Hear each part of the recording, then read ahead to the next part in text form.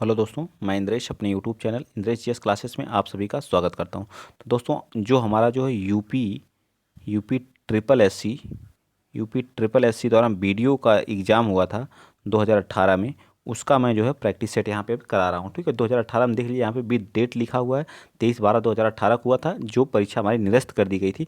मैं सोचा आप लोगों को एक बार दिखा दूँ किस तरह के क्वेश्चन पूछे जाते हैं रियलिटी के साथ। ठीक है, नीचे थोड़ा सा डिटेल से भी लिखा, तो आप लोगों को ये नहीं कहना है कि मतलब सर ऐसा मेरे पास ऐसी पीडीएफ थी, तो मैं सोचा करा दूं आप लोगों को, एक रूबरू करा दूं किस तरह के पेपर पूछे जाते हैं। ठीक है, बहुत ही बेहतरीन है, क्वेश्चन को देखिए और आराम से करिए। ठीक, चलिए स्टार्ट करते हैं आज का पहला क्वेश्चन। ठीक, ज़्यादा बातें नहीं करेंगे, हम लोग क्वेश्चन को देखेंगे। ठीक है, चलिए बताइए यहाँ आपको। ठीक, चलिए बताते रहिए, ऐसा मैं करूँ ताकि आपको ऑप्शन जो है, चलिए ठीक कोई बात नहीं है, देखिएगा तो भी कोई बात नहीं। ठीक है, क्या कह रहा है कि निम्नलिखित में से कौन सा व्यक्तिक पत्र की श्रेणी में है, बताइए कौन सा है। हमारा व्यापारिक श्रेणी है, प्रार्थना प्रार्थना पत्र है, मित्र का पत्र है, या संपादक है, बताइए। तो इसमें से हमारा क्या जाएगा, जो हमारा व्यक्तिगत जो श्रेणी में आता है वो हमारा क्या, मित्र का जो पत्र आता है वो हमारा क्या आता है, मित्र का पत्र जो है व्यक्तिगत श्रेणी में आता है। ठीक है, व्यक्तिगत श्रेणी में आता है। मेरा पर्पज़ सिर्फ है कि आप लोगों को रूबरू करा दूं किस तरह के क्वेश्चन पूछे जाते हैं। ठीक है, व्यक्तिगत जो पत्र आता है। ठीक, चलिए देखिए, इसमें डिटेल से देख लीजिए, डिटेल से भी लिखा है। कह रहा है जो व्यक्तिगत अथवा व्यक्तिगत पत्र को अनौपचारिक पत्र भी कहते हैं। याद रखिएगा क्या कहते हैं, अनौपचारिक पत्र की श्रेणी में आता है। इन पत्रों का तात्पर्य ऐसे पत्रों से है जिनके जो है व्यक्तिगत मामलों से संबंधित पारिवारिक सदस्यों, मित्रों एवं अन्य परिजनों को लिखा जाता है। तो दिमाग में रहना चाहिए, जो व्यक्तिगत होता है या अनौपचारिक जो पत्र होते हैं वह हमें क्या, जो हमारे परिवार होते हैं, मित्र होते हैं, सगे संबंधी होते हैं, उनको लिखा जाता है। याद हुआ, दिमाग में फीड हुआ कि नहीं। जो अनौपचारिक होते हैं वो क्या होते हैं, ऑफिशियल होते हैं, जैसे परिपत्र हो गया, जो हमारे प्रशासनिक अधिकारी द्वारा लिखा जाता है उसको बोलते हैं औपचारिक। ठीक है, और जो अनौपचारिक होते हैं वो सगे संबंधी, मित्र, दोस्त, यार, परिजन, बड़े गुरुजन, सबको लिखा जाता है। ठीक है, याद रहेगा। चलिए आगे चलते हैं, नेक्स्ट क्वेश्चन। क्वेश्चन आप बताएंगे कौन सा, दूसरा। निम्नलिखित में से कौन सी पत्र की विशेषता नहीं है, संक्षिप्त, प्रेषक, क्रमबद्धता या विनयशीलता। तो प्रेषक इसमें क्या है, इसकी जो है क्या है, विशेषता नहीं है, और संक्षिप्तता, क्रमबद्धता और विनयशीलता या इसकी क्या है, विशेषता है। ठीक है, इसमें नीचे देखिए लिखा क्या है, एक अच्छे पत्र का उद्देश्य होता है कि उसकी शैली, सहजता, विनयशीलता, शिष्टाचार, संक्षिप्तीकरण और जो है क्रमबद्धता, व्याकरण सुल्लेख क्या हो आदि उसकी क्या होती, गुण और उसकी क्या होते हैं, विशेषता होते हैं। ठीक, ये डिटेल से दिखाने का मतलब बस है कि आप लोग जानिए पत्र होते क्या हैं। अगला क्वेश्चन देख लीजिए, क्वेश्चन नंबर 3, गंदगी की समस्या। अगर आपकी गंदगी, आपके आसपास पड़ोस में इस तरह के भी क्वेश्चन पूछता है, पत्र से 100% 3 से 4 क्वेश्चन रहेंगे। ठीक है, अब मान लीजिए आप किसी गांव से हैं, आपके गंदगी की समस्या से पीड़ित मोहल्ले वासियों की ओर से नगर पालिका अध्यक्ष को पत्र लिखा गया, निम्नलिखित में से किस श्रेणी के अंतर्गत आएगा। तो यह क्या, आवेदन पत्र क्या है, शिकायती। तो ये क्या कर रहे हैं आप, शिकायत ही तो कर रहे हैं, तो यह क्या आएगा, एक शिकायती पत्र होगा। ठीक है, गंदगी से आपके आस पड़ोस में गंदगी, तो आप किसी न किसी प्रधान को या किसी और को पत्र लिखते हैं ना, तो यह पत्र क्या कहलाता है, शिकायती पत्र कहलाता है। ठीक है, चलिए आ जाइए नेक्स्ट चलते हैं, क्वेश्चन नंबर 4। क्वेश्चन नंबर 4 क्या कर रहा है, क्वेश्चन नंबर 4 कह रहा है कि निम्नलिखित में से कौन सा मूल दीर्घ स्वर नहीं है। मूल दीर्घ स्वर नहीं, बताइए। जो मूल दीर्घ स्वर होते हैं उनको बताना है, बताइए। मूल दीर्घ स्वर जो होते हैं उनको बताइए, बताइए कौन से मूल दीर्घ स्वर नहीं। तो वो हमारा क्या है, इसमें मूल दीर्घ स्वर नहीं होता। मूल दीर्घ स्वरों की संख्या जो होती है, जो दीर्घ मूल स्वर होते हैं वो हमारे कौन से होते हैं, बताइए। अ होता है, ई होता है, और क्या होता है, ऊ होता है। ठीक है, अ ई ऊ होता है। ठीक है, चलिए आगे आ जाइए, यहाँ देखिए, बिना किसी अवरोध के होता है, जैसे अ ई ऊ री जो हो गया, ह्रस्व स्वर होते हैं। अ ई ऊ री हमारे ह्रस्व स्वर, आ ई ऊ दीर्घ स्वर होते हैं, और ए ओ औ जो होते हैं हमारे संयुक्त स्वर होते हैं। ठीक है, संयुक्त ए क्या होते हैं, अब याद रखना है आप लोगों के, ह्रस्व स्वर क्या होते हैं, ह्रस्व ह्रस्व स्वर जो होते हैं वो क्या होते हैं, तो हमारे कौन कौन से होते हैं, अ हो गया, ई हो गई, री ऊ हो गया। ठीक है, और री हमारे क्या, ह्रस्व स्वर के अंतर्गत आते हैं। ठीक है, ऊ। ठीक है, ऊ। और दीर्घ दीर्घ स्वर कौन हो गए, दीर्घ स्वर हो गए, तो ये हमारा अ हो गया, ई हो गई, और बड़ा ऊ हो गया। ठीक है, और हमारे जो होते हैं संयुक्त स्वर कौन हो गए, ए हो गया, ए हो गया, ओ हो गया, और अ, ये हमारे क्या होते हैं, संयुक्त स्वर होते हैं। ठीक, इस तरह से आप लोग याद रखा करिए हर एक चीज़ को। चलिए ठीक, यहाँ पे अगला क्वेश्चन आ जाइए। अगला क्वेश्चन आप लोगों को इस साइड मिलेगा। ठीक है, क्वेश्चन नंबर 5 बताइए। क्वेश्चन नंबर 5 देखिए क्या कह रहा है, क्वेश्चन नंबर 5 कह रहा है कि निम्नलिखित में से कौन सा शुद्ध है, अध्ययन कैसे लिखा जाता है। तो अध्ययन आपका ए वाला सही है, अध्ययन हम लोग ऐसे लिखते हैं। ठीक है, अध्ययन। ठीक है, आशीर्वाद, आशीर्वाद कैसे लिखा जाता है बताइए, शुद्ध लिखा है कि नहीं। श्रृंगार, श्रृंगार शुद्ध लिखा है कि नहीं। कवित्री, कवित्री शुद्ध लिखा है कि नहीं बताइए, ठीक है। कवित्री, कवित्री शुद्ध लिखा है कि नहीं। ये सारी चीज़ें आपको तो सभी सही लिखे गए हैं, ठीक है।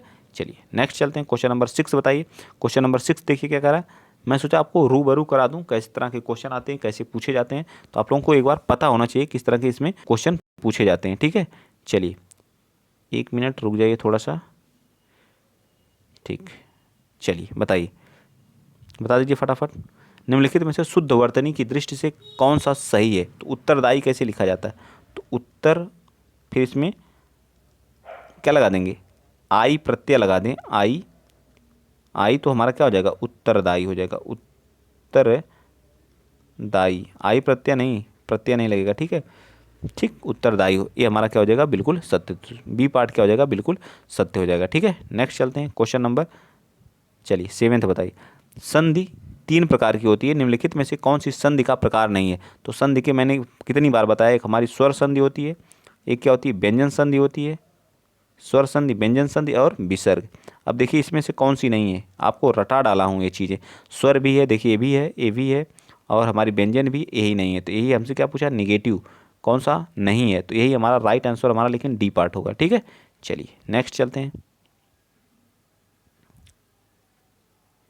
बताइए क्वेश्चन नंबर 8 क्या कह रहा है। निम्नलिखित में से कौन सा व्यंजन संधि का उदाहरण नहीं है। जगत प्लस अम्बा, तो ये तो व्यंजन का है। संतोष, सम प्लस तो से भी व्यंजन का है। अहंकार, अहम प्लस कार, ये भी है। विद्या प्लस आलय हमारा क्या है, दीर्घ संधि है, या क्या है, दीर्घ स्वर संधि है, ठीक है। दीर्घ स्वर, दीर्घ स्वर संधि है, ठीक है। विद्या प्लस आलय मिलके क्या होता है, विद्यालय होता है। देखिए नीचे लिखा है विद्या प्लस आलय, ठीक, यहाँ पे लिखा है ना, विद्या प्लस आलय विद्यालय, ठीक। इसमें क्या है, कौन सी संधि है, स्वर संधि है, ठीक है, स्वर संधि है, ठीक। असंधि के उपभेद मतलब दीर्घ स्वर जो है संधि का उदाहरण है, ठीक है। यदि आ ई उ री के बाद कोई ह्रस्व या दीर्घ आए तो दोनों मिलकर के बड़ा हो जाता है, छोटी हो जाती, बड़ा हो जाता है, री हो जाता है, ठीक, याद रखिएगा। और जगत प्लस अम्बा, जगदम्बा। सम प्लस तोष, संतोष। अहम प्लस कार, अहंकार, ठीक है। सब व्यंजन संधि के एग्जाम्पल हैं, ठीक है। आगे आ जाइए। देशभक्ति में कौन सा समास है, देशभक्ति में कौन सा समास है। तो देश के लिए भक्ति, देश के, जब इसका विग्रह करेंगे तो देश के लिए भक्ति, अर्थात कौन सा, तत्पुरुष समास आ जाएगा। क्या आ जाएगा, तत्पुरुष समास हमारा क्या हो जाएगा, बिल्कुल सत्य हो जाएगा, ठीक है। चलिए आइए इधर चलते हैं, नेक्स्ट क्वेश्चन, ठीक। क्वेश्चन नंबर, पंचवटी, पंचवटी में कौन सा समास है। जहाँ 5 वटों का समूह होता है वहाँ क्या होता है, पंचवटी होता है, ठीक है। वैसे यहाँ बहुव्रीहि होना चाहिए, लेकिन आयोग ने इसको यही माना है, द्विगु समास माना है, तो हम लोग इसी को, क्योंकि 5 वटों का समूह एक ही है जो है, ठीक है, यूनिक है, तो पंचवटी में बहुव्रीहि होना चाहिए, लेकिन यहाँ पे माना क्या है, आयोग ने द्विगु माना है, ठीक। चलिए आगे चलते हैं। 11वां क्या करा, अधिकारी में उपसर्ग क्या है। उपसर्ग जो हमारे होते हैं, उपसर्ग जो रहते हैं, अधि हमारा क्या है, उपसर्ग है, और कार हमारा जो है मूल शब्द है, और ई हमारा इसमें क्या लगा है, प्रत्यय लगा है, ठीक है, बड़ी, ठीक। तो मैंने सारी चीज़ें अलग कर दी, तो आप बताएंगे अधि हमारा क्या, इसमें उपसर्ग लगा हुआ है, ठीक है। अधि हमारा क्या है, उपसर्ग लगा, तो बी पार्ट बिल्कुल सत। उपसर्ग जो लगते हैं वो शब्द के पहले लगते हैं, और उनके अर्थ को क्या करते हैं, बदल देते हैं। शब्द क्या होते हैं, जो उपसर्ग होते हैं वो एक शब्दांश होते हैं, ठीक। जैसे कुछ वर्ड में देख लीजिए कहाँ कहाँ लगता है, जैसे अधिकरण हो गया तो इसमें भी लगा है, जैसे हमारा अधिराज हो गया तो इसमें भी लगा है, अध्यात्म में भी अधि है, अध्यक्ष में भी अधि है, ठीक है, और अधिपति में भी है। 12वां बताइए, निम्नलिखित में से किस शब्द में अ उपसर्ग नहीं लगा है, बताइए। कथ में देखिए, कथ है तो इसमें भी अ उपसर्ग लगा। चूक मूल शब्द है, इसमें भी अ लगा है, और भेद में भी लगा है, लेकिन अनुज में कोई उपसर्ग नहीं लगा हुआ, तो डी पार्ट इसका क्या हो जाएगा, बिल्कुल सत्य हो जाएगा, ठीक है। समझ में आया कि नहीं। इस तरह के क्वेश्चन आप बहुत किए हैं, बहुत किए हैं, आराम से कर सकते हैं। चलिए नेक्स्ट बता दीजिए, क्वेश्चन नंबर 13, निम्नलिखित में से किस शब्द में नी प्रत्यय नहीं लगा है। नी प्रत्यय नहीं लगा है, बताइए किसमें नी प्रत्यय नहीं लगा है। तो शेर में नी प्रत्यय लगा है, मोर में लगा है, नौकर आनी प्रत्यय लगा है, ठीक है, इसमें आनी प्रत्यय लगा है, और कूट में जो है नी प्रत्यय लगा है, ठीक है, कूट में भी नी प्रत्यय लगा है, ठीक। तो राइट आंसर क्या जाएगा, सी। निम्नलिखित में से कौन सा शब्द तत्सम नहीं है, बताइए। अब तत्सम, तत्सम जो होता है संस्कृत में ज्यों का त्यों क्या कर लिया जाता है, हिंदी में यूज कर लिया जाता है, उसे तत्सम कहते हैं। कपाट हो गया, यह हो गया हमारा कपाट, कीटक हो गया, कूची हो गया या कुम्हार हो गया। तो हमारा क्या होगा, कूची हमारा क्या तद्भव है। बाकी कपाट का मतलब क्या होता है, किवाड़, ठीक, किवाड़, ठीक। और कीटक और कुंभकार ये सभी हमारे क्या हैं, तत्सम शब्द हैं।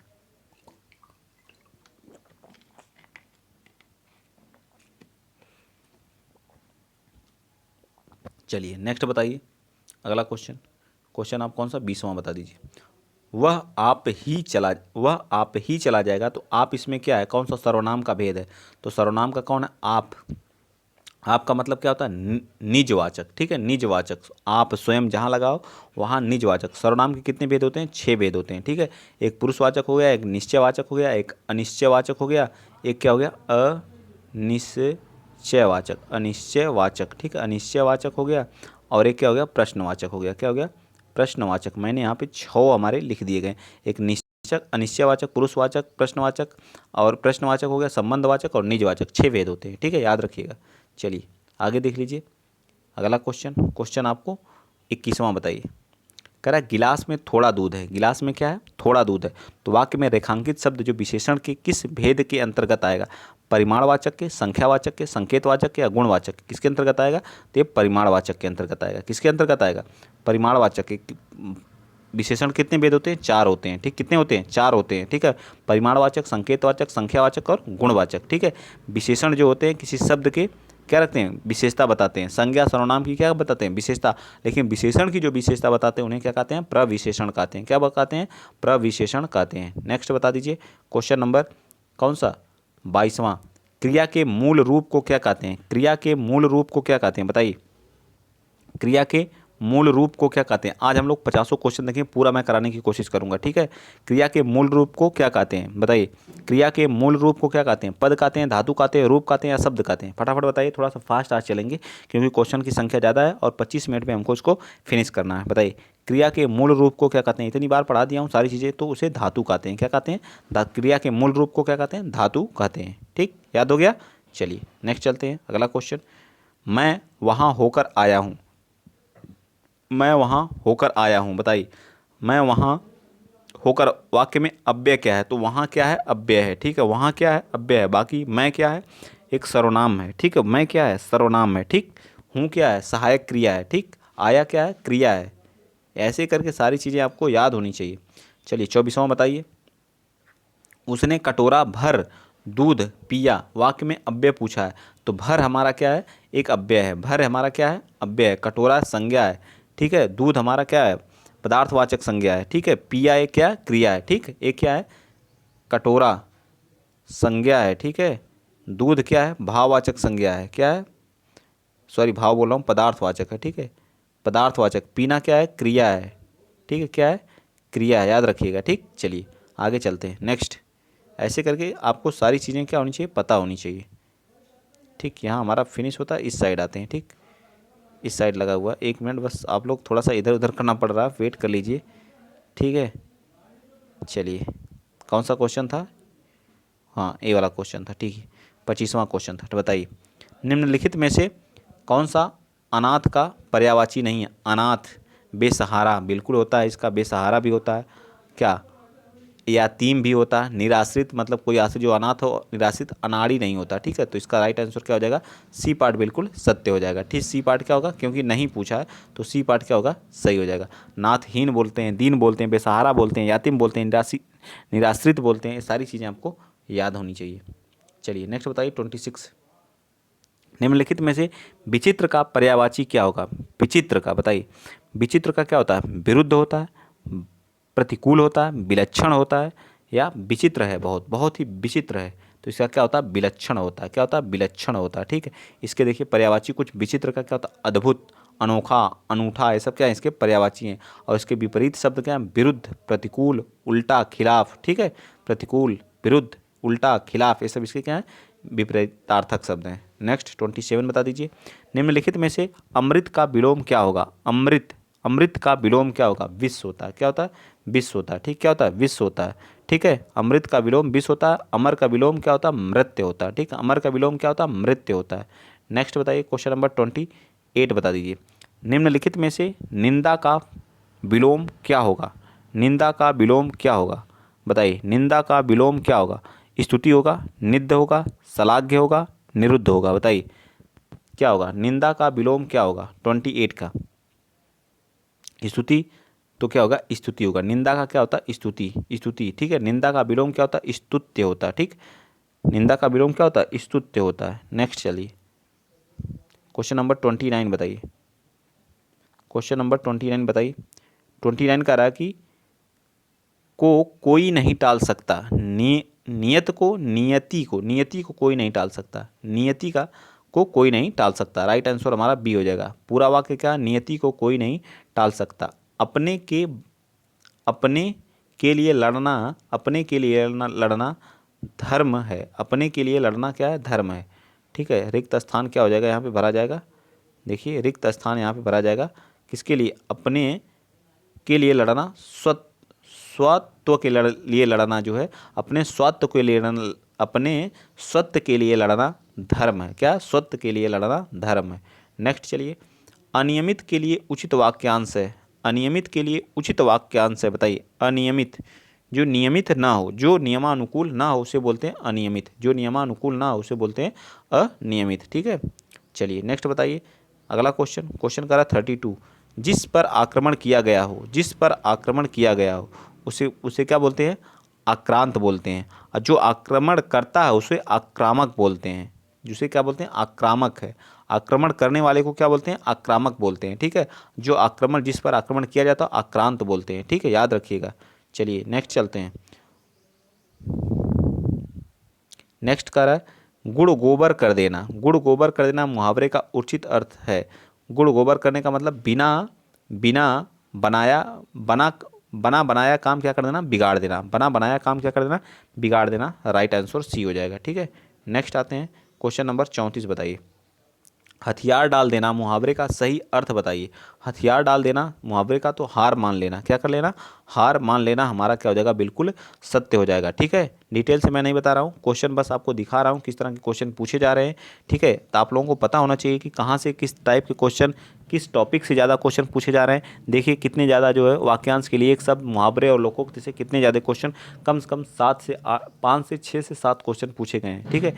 देखिए चमड़ी जाए पर दमड़ी ना जाए, बहुत सहनशील, बहुत गरीब, बहुत कंजूस, बहुत बीमार, बताइए तो क्या हो जाएगा? बहुत कंजूस, ठीक। क्या हो जाएगा? बहुत कंजूस, ठीक है। नेक्स्ट बताइए क्वेश्चन नंबर अगला बता दीजिए। अगला बताइए 40वां यहाँ आ गया ना, यहाँ आ जाते हैं, इस साइड है, ठीक। थोड़ी सी आपको दिक्कत हुई होगी आज जो है, उसको आप लोग एडजस्ट कर लीजिए, ठीक है। मिश्र वाक्य कौन सा है? मिश्र वाक्य बताइए। मिश्र वाक्य, वाक्य कितने प्रकार के होते हैं? 3 प्रकार के, बहुत बार मैंने बताया। सरल वाक्य, तरल वाक्य, मिश्र वाक्य और संयुक्त वाक्य, ठीक है। कह रहा कि रण में सेनापति की वीरता को दिखाने के कारण राष्ट्रपति को उसे वीर चक्र से प्रदान किया गया। उसने लूटने के अतिरिक्त पीटा भी गया। उसने मान लिया कि जहाँ की लगा रहता वहाँ हमेशा क्या होता है? मिश्र वाक्य होता है। जहाँ और लगा रहता वहाँ संयुक्त वाक्य होता है, ठीक। नेक्स्ट सी पार्ट बिल्कुल सत्य। चलिए अगला क्वेश्चन, अगला क्वेश्चन आप लोगों के सामने है, बताइए। कह रहा कि वह दंड से बचना चाहता था इसलिए भाग गया। यह एक संयुक्त वाक्य है। इसका सरल वाक्य में क्या करिए? चेंज करिए, क्योंकि वह दंड से बचना, ये तो गलत है। दंड से बचने के लिए वह भाग गया। वह भाग गया क्योंकि दंड से बचना चाहता था, या फिर जो है क्या हो जाएगा बताइए? या फिर वह भाग गया क्योंकि उसे क्या था, किसमें बदलना है? या वाक्य संयुक्त वाक्य है, इसका सरल वाक्य बनाना है। तो इसका राइट आंसर क्या आ जाएगा? सॉरी, इसका दंड से बचने के लिए वह भाग गया। राइट आंसर बी हो जाएगा। नेक्स्ट बताइए क्वेश्चन नंबर 38। कह निम्नलिखित में से व्याकरणिक दृष्टि से शुद्ध वाक्य कौन सा है? वे अनेक विषय से ज्ञात थे। इस समय 4 बजे हैं, तो शुद्ध वाक्य इस समय क्या है? 4 बजे हैं, सबसे सटीक आंसर हो जाएगा। नेक्स्ट चलिए अगला क्वेश्चन, क्वेश्चन नंबर 39। निम्नलिखित में से कर्मवाच्य वाला वाक्य, जिसमें कर्म की प्रधानता होती है वहाँ कर्मवाच्य होता है। ऐसा कहते हैं कि तुम लिख नहीं सकते, ये भाववाच्य। बिल्ली के हाथों चूहा मारा गया, या फिर जो है क्या है? बिल्ली ये सब कुछ, उसे सब कुछ पता है, तो बिल्ली के हाथों चूहा मारा गया सबसे सटीक हो जाएगा, ठीक है। चलिए नेक्स्ट, ये आज का लास्ट क्वेश्चन है, इसे बता दीजिए, ठीक। बताइए से के द्वारा किस कारक का प्रसर्ग? से के द्वारा जहाँ साधन की बात होती है वहाँ करण कारक होता। अपादान में से अलगाव की स्थिति होती है, के लिए अधिकरण में मेम पेपर। ठीक है, वीडियो अच्छा लगा तो प्लीज़ शेयर कर दीजिएगा। बस ये वीडियो इसलिए बनाया गया ताकि आपको रूबरू करा सकूं कि क्वेश्चन कैसे पूछे जाते हैं, सेम टू सेम पेपर को ही मैंने आज लाया है। ठीक है, तो आज के लिए इतना ही। जय हिंद, जय भारत।